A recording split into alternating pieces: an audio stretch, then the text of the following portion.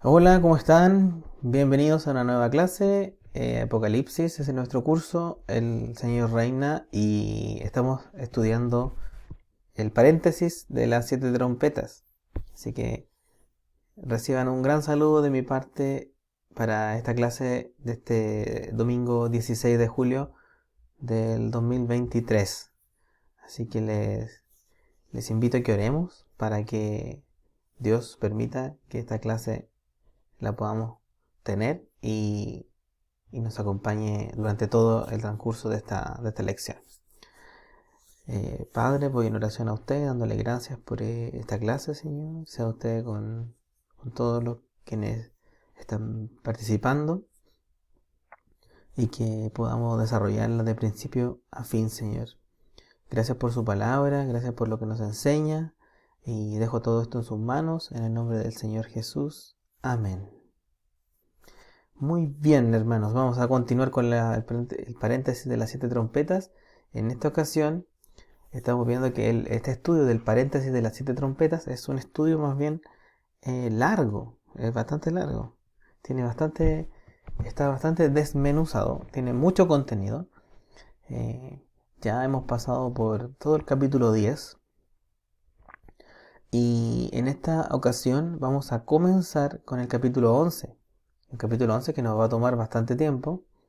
Y en el capítulo 11 encontramos los dos testigos de Cristo Jesús. Y hoy vamos a hablar el principio solamente. Vamos a introducir, en este capítulo vamos a hablar de la misión. Vamos a partir en realidad a hablar de qué misión tenían estos dos testigos, pero no vamos a desarrollar la misión propiamente tal, sino hasta el próximo domingo. Sino hoy esta misión que tenían los dos testigos, solo vamos a hablar del lugar donde están estos dos testigos, el lugar donde se desempeña su trabajo.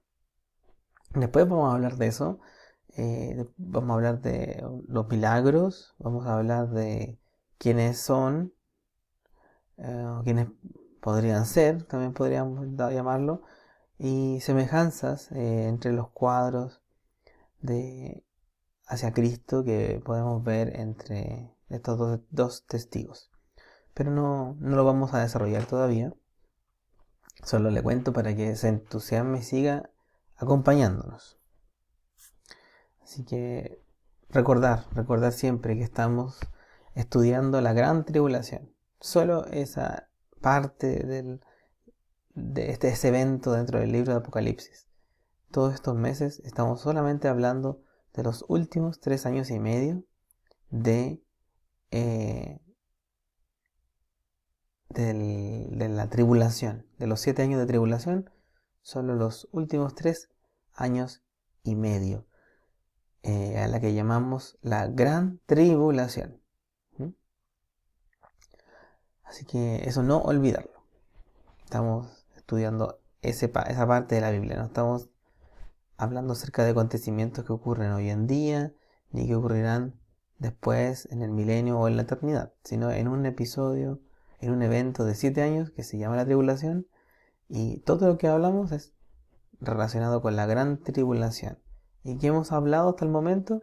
Hemos hablado de los sellos que estaban en capítulo 6, ahí también vimos un paréntesis entre los últimos sellos, entre el penúltimo y el último.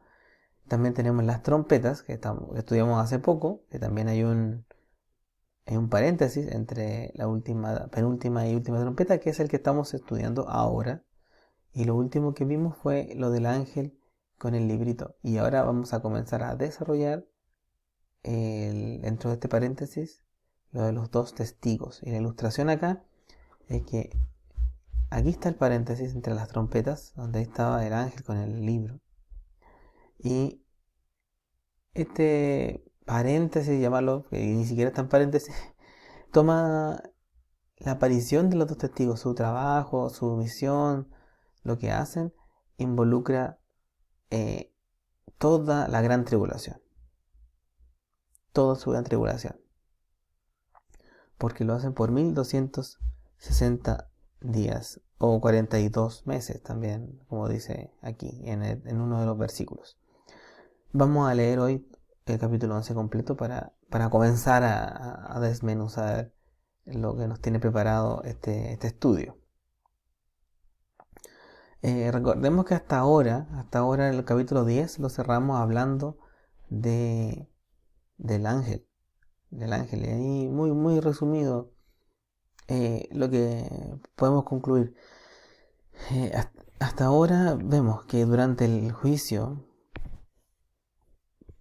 Cristo desciende para manifestarse al remanente judío, al que huyó.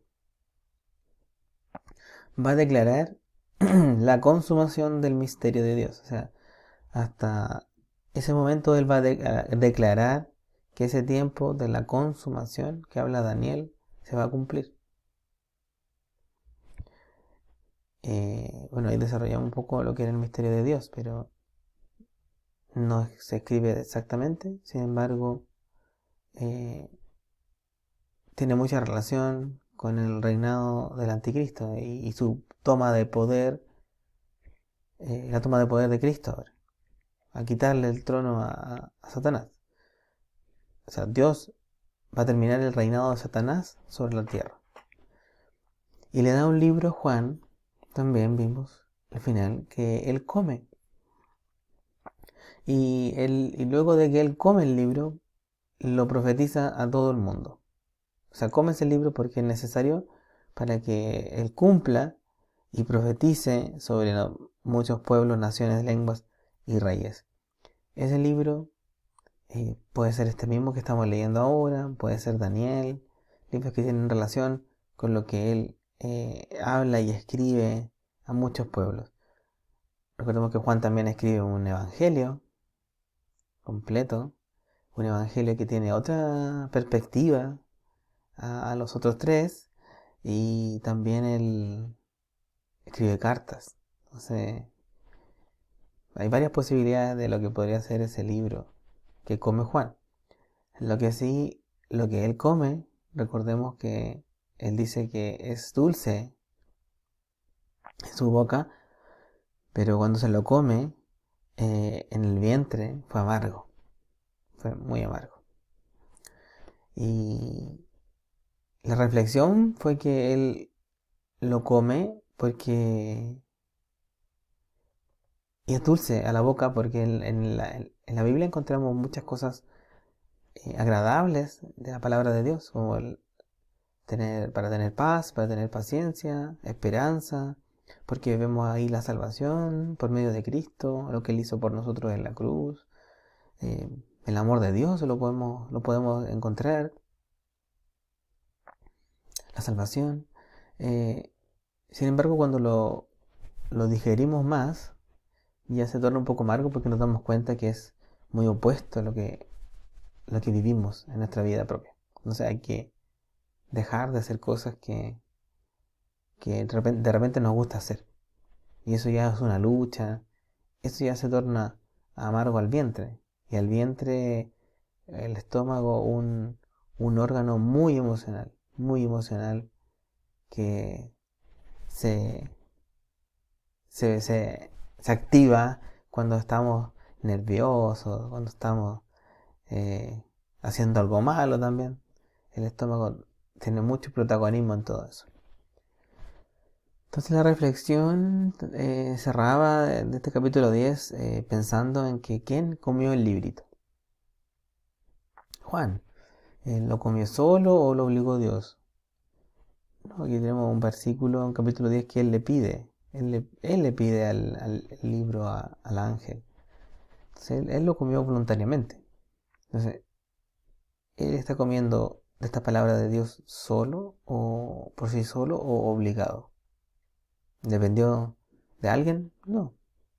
Entonces, en lo personal, nosotros estamos siendo influenciados para leer la Biblia o lo hacemos porque nos parece a nosotros que es lo correcto, lo hacemos por nuestra propia voluntad, lo hacemos por agradar a Dios, por amar a Dios, para conocer a Dios.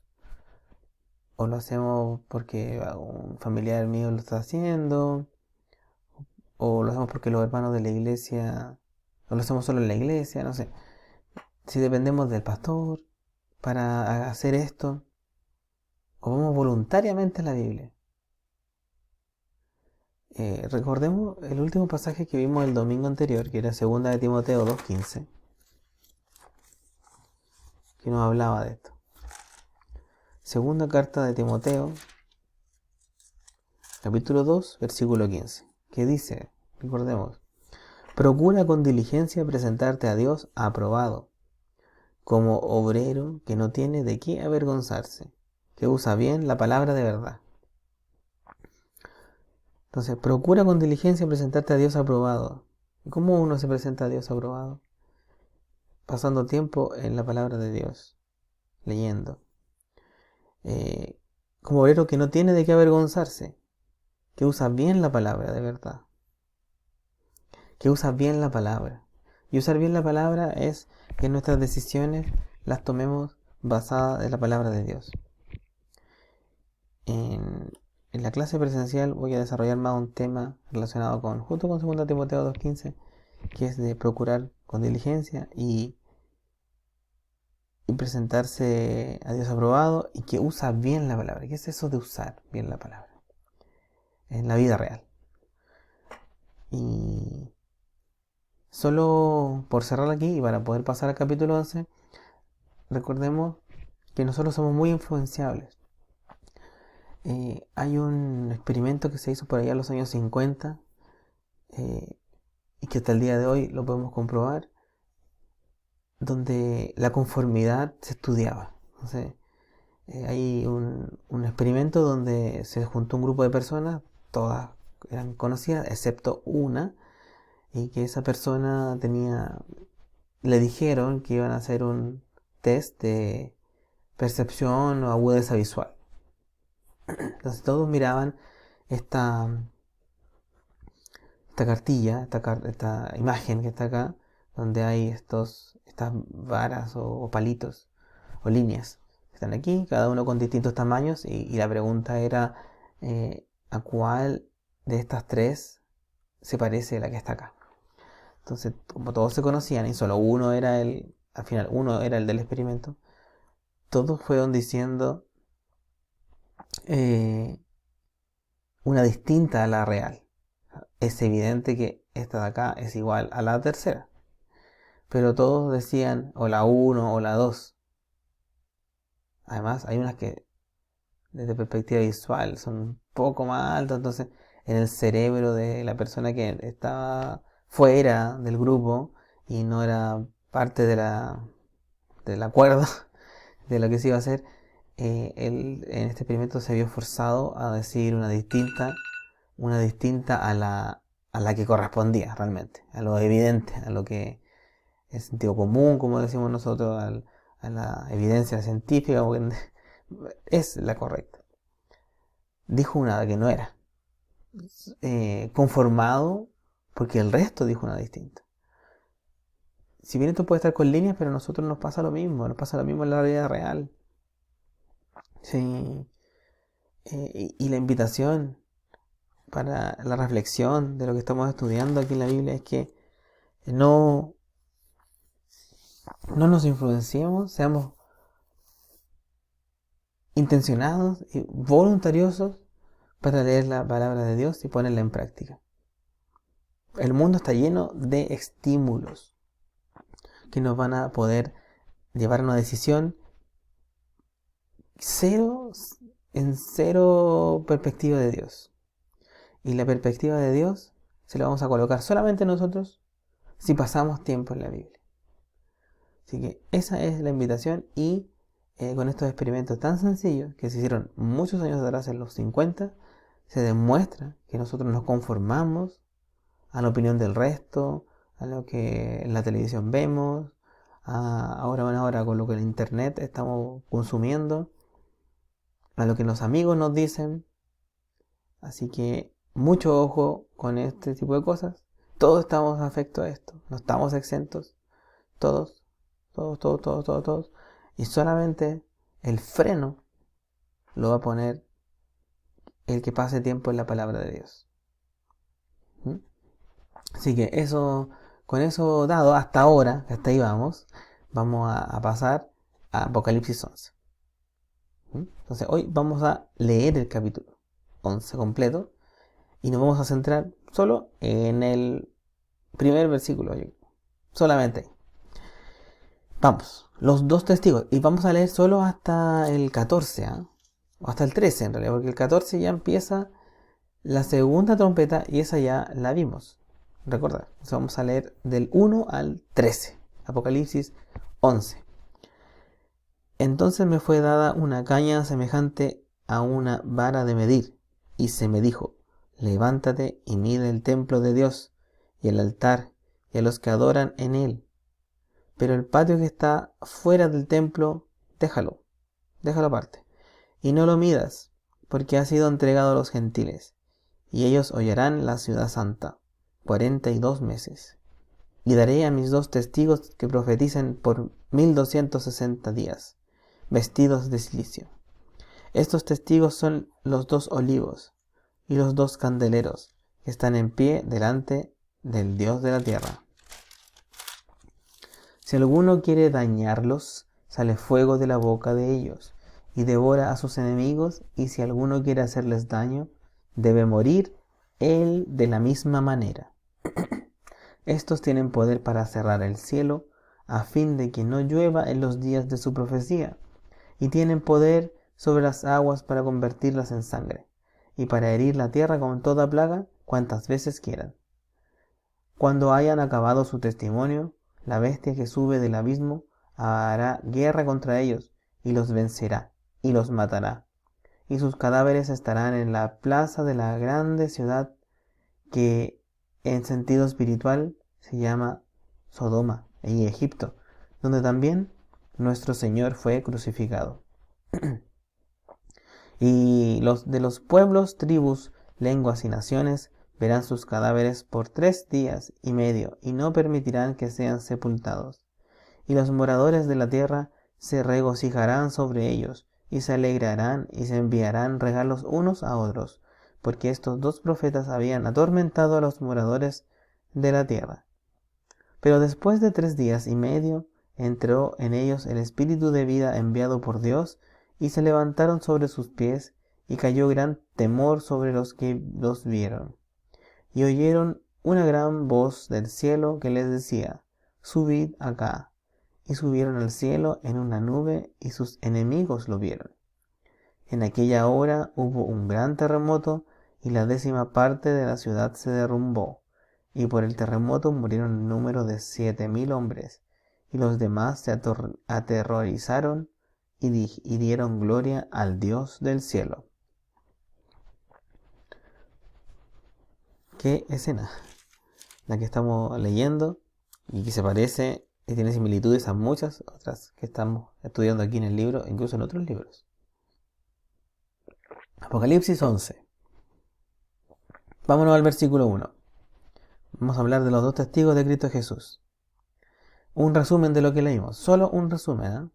Describiendo hitos importantes que son los que vamos a ir desarrollando en el tiempo. Versículo 1. Vemos un templo. El templo de los judíos. Aparece aquí. En la gran tribulación. Un templo. En un evento del futuro. Un templo que sabemos que ahora no existe. Pero se está... o hay intenciones de reconstruirlo. O están ahí reconstruyéndolo. De alguna manera. Los judíos. Pero ese en la gran tribulación aparece. O sea, va a estar. Hasta ahí. Versículo 8, otra cosa importante, una ciudad, la ciudad de Jerusalén, que en el versículo 2 le dice ciudad santa, pero en versículo 8 dice que está corrompida, está como Sodoma, como Egipto. También un punto interesante. Otro punto, hay un altar en el templo, en ese templo hay un altar. Algo va a pasar ahí. El hecho que haya un altar implica que haber adoración, sacrificios, de cosas, ¿va? Pero el que está reinando, sabemos quién es acá. Es un anticristo. ¿Mm? En el versículo 7 aparece la figura de la bestia. Si bien la vamos a estudiar después en los personajes, pero aquí aparece la figura de la bestia. Ya la empezamos a leerla. Empezamos a verla ya aquí. Versículo 3. Los testigos del Señor Jesucristo son dos testigos que predican. Están predicando. ¿Mm? Y en el versículo 10 vemos que estos testigos, lo que predican, atormentan a las naciones. Así que hay odio hacia ellos, por lo que predican y hablan. Reacción similar en esa misma ciudad, reacciones similares que tuvieron los judíos de esa época con el mismo Cristo, o después con los discípulos, luego que Jesús ascendió. ¿Mm? Así que estamos viendo cosas muy interesantes en este capítulo 11. ¿Mm? Y vamos a ir desmenuzando. Apocalipsis 1, versículo 1. Vamos a hablar ahora, hablar de la misión de los testigos. Y como hablamos al principio, vamos a hablar hoy solamente del lugar donde están estos dos testigos, que son los versículos 1 y 2, prácticamente. Dice el versículo 1, entonces me fue dada una caña semejante a una vara de medir, y se me dijo, levántate y mide el templo de Dios y el altar y a los que adoran en él. Y el versículo 2, leamos 2 y 3 para avanzar. Pero el patio que está fuera del templo déjalo aparte, y no lo midas, porque ha sido entregado a los gentiles, y ellos hollarán la ciudad santa 42 meses. Y daré a mis dos testigos que profeticen por 1260 días vestidos de silicio. En el lugar de su profecía, sabemos ya que es Jerusalén, la ciudad. Y en esta ciudad hay un templo. Sabemos que este templo, por ahí en el año 70 después de Cristo, fue destruido por los romanos. Y que el mismo Señor Jesucristo se los dijo cuando estuvo aquí en su ministerio en la tierra, en su primera venida. Mateo 24.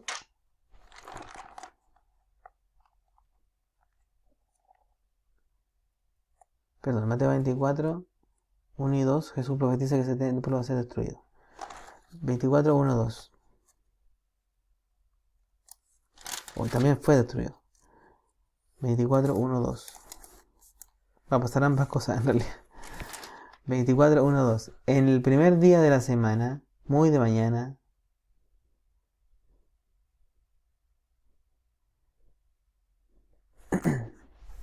no, este es el... No es Mateo 24, 1, 2. No, estoy leyendo Lucas, perdón. Es Mateo 24.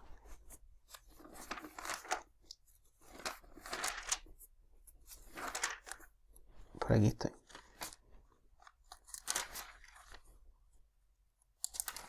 Ahora sí, Mateo 24, 1, 2. Cuando Jesús salió del templo y se iba, se acercaron los discípulos para mostrarle los edificios del templo. Respondiendo él les dijo, ¿veis todo esto? De cierto os digo que no quedará aquí piedra sobre piedra que no sea derribada. Entonces Jesús ya les dijo que ese templo iba a ser destruido y obviamente acá habrá una reconstrucción del templo. Porque ya está destruido. Entonces va a haber una reconstrucción del templo y estará en la gran tribulación. Y es por esto que decimos que el templo va a ser reconstruido, porque en el Apocalipsis vemos un templo. En ese templo, dice, al final, dice, levántate y mide el templo de Dios y el altar. Y el altar, o sea, hay un altar en el templo. Así que podemos deducir que el hecho de que exista un altar es que habrá algún sistema de sacrificios. O sea, puede ser que ese altar se use para ese fin. Se use para ese fin. Vamos a un pasaje en Malaquías 4. Malaquías 4. Malaquías 4:45. Perdón, 4 y 5. Malaquías 4. Dice: acordaos de la ley de Moisés, mi siervo, al cual encargué en Horeb ordenanzas y leyes para todo Israel. He aquí yo os envío el profeta Elías, antes que venga el día de Jehová grande y terrible. Él hará volver el corazón de los padres hacia los hijos, y el corazón de los hijos hacia los padres, no sea que yo venga y hiera la tierra con maldición. En ese tiempo, en el día de Jehová grande y terrible, en esos momentos, se tienen que recordar los judíos de la ley de Moisés y las ordenanzas y las leyes. Pero, y obviamente el altar se ocupaba para ese tipo de cosas. Pero algo pasa que en este tiempo ese altar, que si bien puede ser y se usó antes de la gran tribulación para esos fines, pero algo pasa que en la gran tribulación esos ritos no se usan para ese tipo de ritos. No se usa en la gran tribulación. Porque si vemos en Daniel 9, el pasaje, bueno, quien nos abre el entendimiento de todo esto también.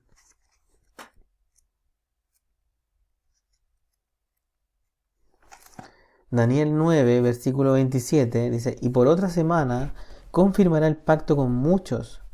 A la mitad de la semana hará cesar el sacrificio y la ofrenda. O sea, a la mitad de la semana, a la mitad de la gran tribulación, o sea, a la mitad de la tribulación, que es la gran tribulación, va a cesar el sacrificio y la ofrenda. Así que lo que sí va a haber en la gran tribulación, o sea, va a cesar los ritos. O sea, ¿qué podemos deducir? Que en la tribulación, en los primeros 3 años, se va a usar el altar para esos fines, pero en la gran tribulación el anticristo cesa de alguna manera esos ritos. Y porque después, el mismo Daniel 9:27, cesa el sacrificio y la ofrenda, después con la muchedumbre de las abominaciones vendrá el desolador, hasta que venga la consumación. Entonces, todo lo que viene después va a ser desolador, va a ser persecución. Entonces, es ahí donde lo que sí va a haber es persecución del anticristo. Y lo que sí va a hacer van a ser sacrificios, como vamos a estar leyendo. ¿Sacrificios a quién? A quienes no le siguen. Sacrificios humanos, a quienes no lo quieren seguir ni tampoco quieren adorar a la bestia, que aparece aquí en unos versículos más adelante. Así va a usar quizás ese altar, pero va a dar un giro, un cambio. Va a ser todo. Bueno, ahí se va a revelar después que él no era el Cristo, no era el Mesías, sino era el anticristo. Ahí ya ves por qué le llamamos así. Y es desolador, porque imagínense que un templo creado para la obra, la adoración a Dios, en un contexto judío, con ritos judíos, lo desola. Hace a su parecer, a su voluntad, cosas desoladoras que en ese templo. Porque Él es el que está sentado en ese templo. No alguien puesto por Dios. Hoy en día hay un simbolismo de todos estos ritos de sacrificio, que al día de hoy vemos. Y es muy interesante como en la misa católica se le llama a la sección donde el sacerdote parte la hostia y la ingresa en el cáliz que tiene vino. O sea, el cáliz con vino representa la sangre de Cristo y el cuerpo representa, la hostia representa el cuerpo, como el pan. Pero en este es un supuesto sacrificio, un ritual que se hace en cada misa. El sacerdote parte esta hostia y la introduce dentro de la sangre. Todo esto está muy desarrollado en dos libros, bueno, principalmente en el Catecismo de la Iglesia Católica, donde ahí habla del sacrificio sacramental. Y hay un libro interesante también que habla de las liturgias católicas y habla del santo sacrificio de la misa.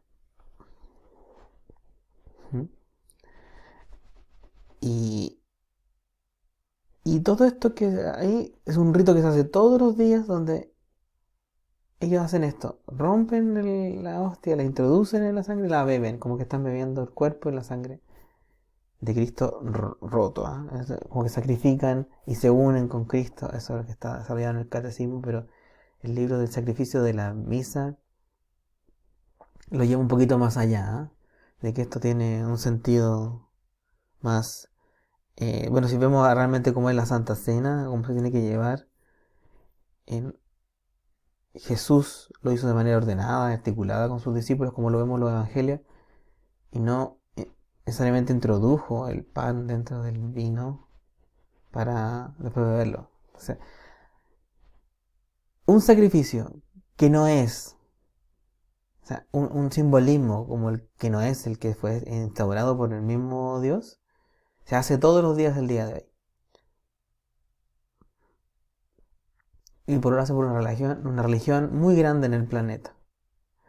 Entonces, el anticristo sin duda va a poner sus propios ritos, va a haber, y recordemos que va a haber un solo sistema religioso, como que está en Apocalipsis 17, un solo modelo religioso que va a tener él para que todo esto funcione. Y en el día de hoy ya vemos un rito de sacrificio simbólico en las misas, donde hacen participar a todas las personas que están ahí. Así que si hoy participamos de ese simbolismo, el anticristo va a hacer participar de su única religión a todos los que están ahí. Y después nos vamos a ir a algo más interesante, que está aquí, en este lugar del capítulo 11,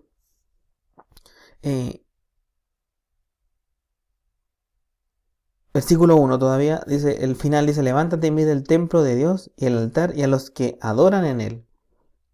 ¿A quiénes están adorando en Jerusalén? O sea, ¿quiénes son los que están adorando? Se mide a los que están adorando. Dice. El remanente judío ya no está. Vamos a Apocalipsis 12,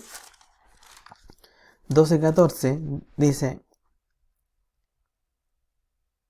y se le dieron a la mujer las dos alas de la gran águila para que volase de delante de la serpiente al desierto, a su lugar donde es sustentada por un tiempo y tiempos y la mitad de un tiempo. O sea, por estos 3 años y medio no está el remanente judío.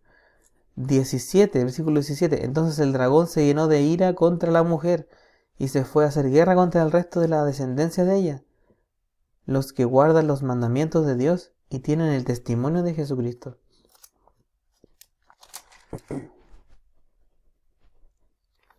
Mateo 24. Así que el remanente judío ya no está. Entonces, ¿quiénes son los que están ahí? Mateo 24.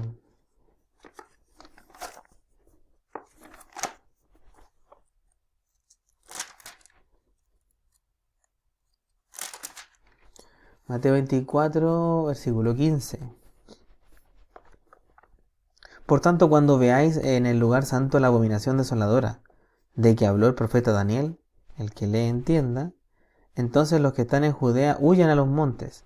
El que esté en la azotea no descienda para tomar algo de su casa, y el que esté en el campo no vuelva atrás para tomar su capa. O sea que huyan. Ya no está el remanente judío.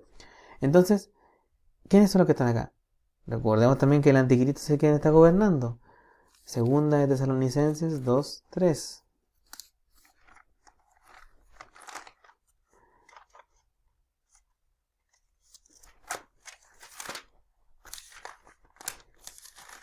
Segunda carta de Pablo a los Tesalonicenses, capítulo 2, versículos 3 y 4. Nadie os engañe en ninguna manera, porque no vendrá sin que antes venga la apostasía y se manifieste el hombre de pecado, el hijo de perdición, el cual se opone y se levanta contra todo lo que se llama Dios, o es objeto de culto, tanto que se sienta en el templo de Dios, como Dios, haciéndose pasar por Dios. Ese es el anticristo. El que está sentado ahí, se cree Dios y se hace pasar por Dios. Así que se siente como si fuese el mismísimo Mesías. 24:15, Mateo 24, que leemos recién. Volvamos ahí.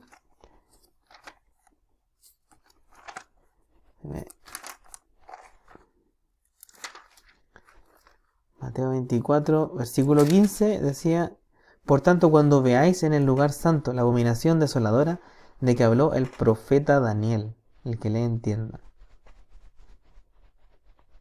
Abrimos en Daniel 9:27. O sea, eso se trata la abominación desoladora. Que el anticristo se siente en ese lugar y establezca un sistema de sacrificios a su título, a su invento, a su invención. Vamos en Apocalipsis 13, más adelante. Apocalipsis 13:8. Y la adoraron todos los moradores de la tierra, cuyos nombres no están escritos en el libro de la vida del Cordero que fue inmolado desde el principio del mundo. Ahí están los que adoran, los moradores de la tierra, que no están inscritos en el libro de la vida. Versículo 12. Y ejerce toda la autoridad de la primera bestia en presencia de ella, y hace que la tierra y los moradores de ella adoren a la primera bestia, cuya herida mortal fue sanada. El anticristo está sentado aquí, gobernando a los moradores de la tierra. Y 15, del mismo capítulo 13, y se le permitió infundir aliento a la imagen de la bestia para que la imagen hablase e hiciese matar a todo el que no la adorase.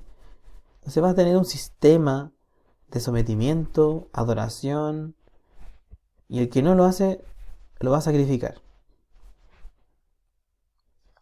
Y más aún, si volvemos al capítulo 11, vamos a ver que en el versículo 2 dice: pero el patio que está fuera del templo déjalo aparte y no lo midas, porque ha sido entregado a los gentiles, y ellos hollarán la ciudad santa 42 meses.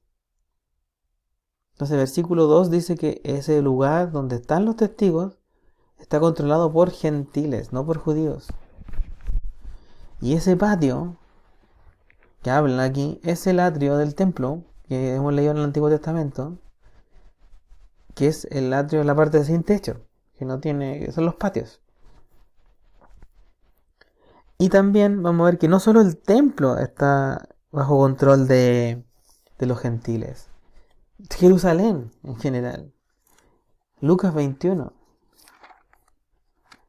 Lucas 21.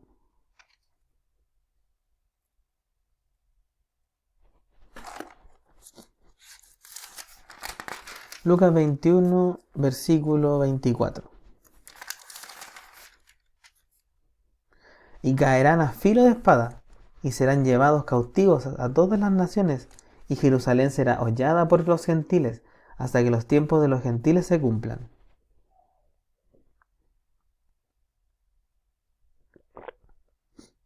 ¿Y qué parece? Que el tiempo de los gentiles es más allá del arrebatamiento. Así que Apocalipsis 21-24 nos dice eso, que Jerusalén va a ser hollada por los gentiles. Viendo lo del... Bueno, busqué varias fotos y encontré esta, más para ilustrar de que, bueno, está el templo. Cuando hablamos del patio, aquí habían 3 patios en el templo. Este era el templo de Salomón. Habían 3 atrios. Y cuando habla de patio, bueno, no nos especifica cómo va a ser esta reconstrucción del templo, que no sabemos si va a ser igual a la de Salomón o no. Recordemos que hoy de este templo queda solo el muro, queda un muro que está hoy en Jerusalén, donde los judíos van y oran en ese templo y dejan estos papelitos que se conoció como el muro de los lamentos, ¿m?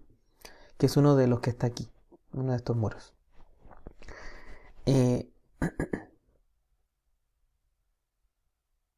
Aquí tenemos el templo. Bueno, habían patios, partes sin techo. Habían 3 patios, un patio más grande. Y esta muralla que estaba por fuera era la separación que tenía el templo de los gentiles. O sea, no entraban personas, no entraban gentiles en los atrios. Y en Apocalipsis 2 estamos viendo que el patio estaba entregado a los gentiles. Por eso los 2 testigos, ¿dónde profetizan? En el templo, no en los patios. Porque los patios están llenos de gentiles. Está tomado por gentiles. Pero en realidad Jerusalén va a estar tomada por los gentiles. ¿Y cómo podemos evidenciar eso? Porque hoy en día tenemos que esta es la que llamamos hoy en día ciudad vieja de Jerusalén. La ciudad vieja de Jerusalén hoy está compuesta por 3 religiones. Todo este barrio de acá en la entrada está tomada por cristianos, o sea, cristianos católicos en realidad. Aquí está el lugar donde murió Jesús, o sea, se sepultó Jesús. Hay monasterios de sacerdotes católicos, hay hartas iglesias católicas, todo eso está en ese lugar al principio. Tenemos otra sección acá a la izquierda, que es un barrio musulmán. Tenemos ahí, está por ellos.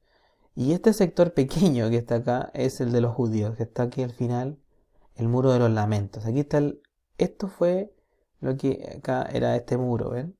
Este muro está aquí, todavía. Aquí no hay templo, pero lo que está construido adentro, ustedes dirán, es judío, no. Es muy clásica, está como que tiene una cúpula de oro, que le llaman cúpula de la roca, donde estas 3 religiones pueden ir ahí y hacer, orar, lo que quieran. Es como el punto de encuentro de las 3 religiones. Aquí hay una mezquita, para el mundo musulmán. Bueno, esto tiene mucha historia. Tanto musulmanes como judíos consideran este lugar muy importante, y los católicos también participan, pero ya más casi que turísticos los que van aquí. Los cristianos que participan acá. Pero aquí está el muro de los lamentos. Entonces todo este el barrio viejo de Jerusalén, la ciudad vieja, que se le llama, es a lo que quiero llegar. Cuando dicen que Jerusalén va a ser hollada por los gentiles, es totalmente efectivo y real, y que va a ocurrir, y que casi que está ocurriendo, porque los judíos tienen solo un pedazo muy pequeño dentro de este lugar que era todo judío. Casi que les queda el puro muro de los lamentos. Y acá tienen un barrio donde se pueden estar. Pero predominan los cristianos y musulmanes en la ciudad vieja de Jerusalén. Entonces, obviamente, todo lo que va a ocurrir aquí, por eso el patio, este atrio que puede estar acá, si es que se construye el templo en la misma parte, va a estar tomado por gentiles. Daniel 2:44, para reforzar lo que decía Lucas, Lucas 24, que lo leímos hace poquito. Leamos Daniel 2.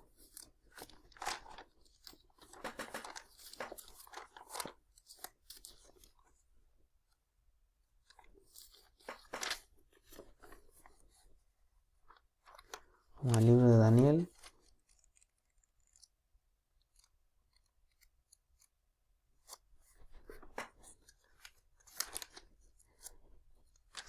Daniel 2, 44. Vale, hasta el 55, ¿ya? 44. Y en los días de estos reyes, el Dios del cielo levantará un reino que no será jamás destruido, ni será el reino dejado a otro pueblo. Desmenuzará y consumirá a todos estos reinos, pero él permanecerá para siempre. De la manera que viste que del monte fue cortada una piedra, no con mano, la cual desmenuzó el hierro, el bronce, el barro, la plata y el oro. El gran Dios ha mostrado al rey lo que ha de acontecer, lo porvenir, y el sueño es verdadero y fiel su interpretación.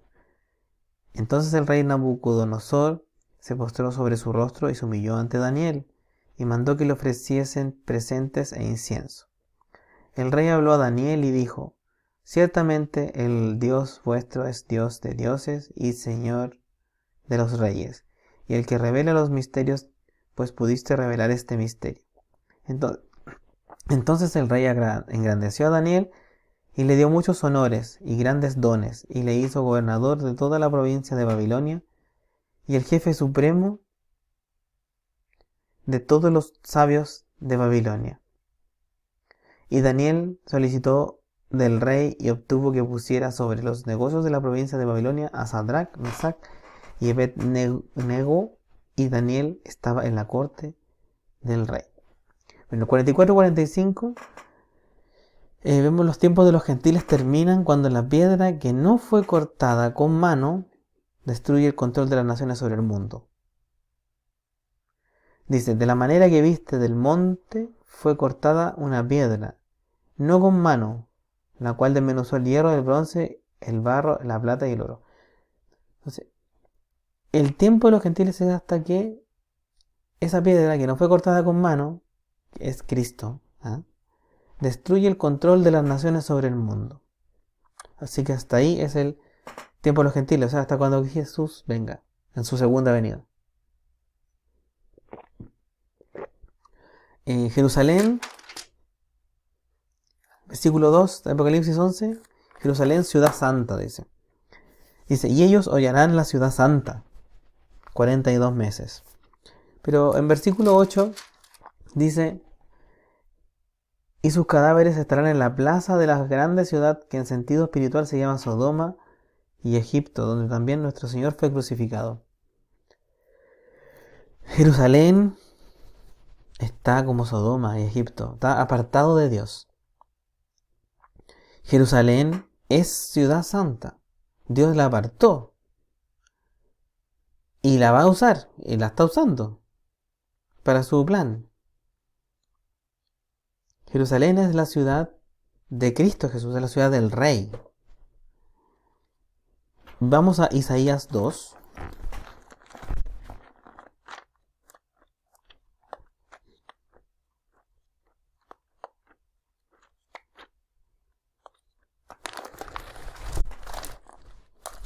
Isaías 2, 1 y 2.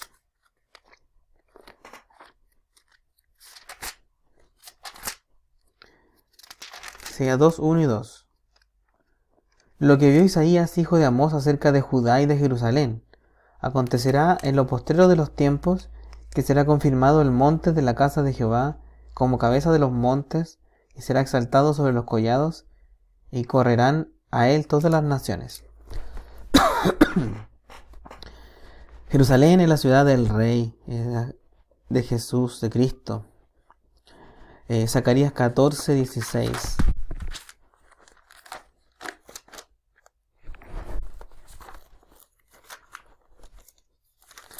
Zacarías 14, 16. Y todos los que sobreviven de las naciones que vinieron contra Jerusalén subirán de año en año para adorar al Rey, a Jehová de los ejércitos, y a celebrar la fiesta de los tabernáculos. Entonces Jerusalén era la ciudad del Rey. Y el Rey es Cristo. Él es el quien merece estar ahí. No el desolador como está ahí. Entonces, en resumen, hasta ahora, para terminar, hasta acá, esta lección, solo vamos a revisar estos dos versículos. ¿Dónde están estos testigos? Y lo que está ocurriendo ahí en la ciudad de Jerusalén. Entonces, en primer lugar, vimos dónde profetizan los testigos. Es lo primero que vimos. Para que se queden con eso. Vimos el lugar donde profetizan los dos testigos. Hay un templo que tiene un altar donde hay gente que adora a alguien en ese lugar. Los sacrificios que se ofrecen sobre el altar no son los mismos del sistema judío en la gran tribulación, porque el anticristo hace cesar el sacrificio y la ofrenda, como vimos en Daniel 9:27. Puede ser que exista un sistema de sacrificios humanos, como lo leímos en 2 Tesalonicenses, durante esa especie de culto a este Mesías falso. Y Apocalipsis 24, vamos a ver Apocalipsis 24 también, uno adicional.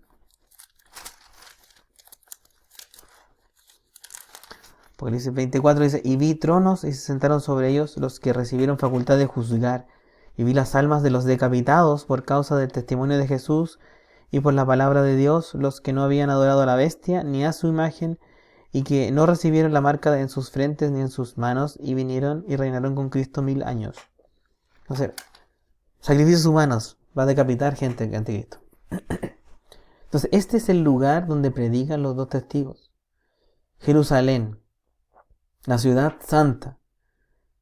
Y durante los 42 meses de su ministerio, como decía el versículo 2, está tomada bajo control de los gentiles. Porque todavía es el tiempo de los gentiles, que ese tiempo termina en la segunda venida de Cristo. Así que eso, hermanos, vamos a llegar hasta acá y nos vemos el próximo domingo. Vamos a continuar, vamos a seguir desarrollando este paréntesis de las 7 trompetas. Así que gracias por llegar hasta acá y nos vemos el próximo domingo. Vamos a orar para terminar. Amado Dios, le doy las gracias por esta clase, Señor. Sea usted con nosotros esta semana, enriqueciendo nuestra mente, nuestro corazón, leyendo, pasando tiempo en su palabra. Y gracias por todo lo que usted nos da. Gracias por esta clase, porque se pudo desarrollar. Gracias por todo, en el nombre de Jesús. Amén. Un abrazo, hermanos, que estén muy bien y nos vemos el próximo domingo.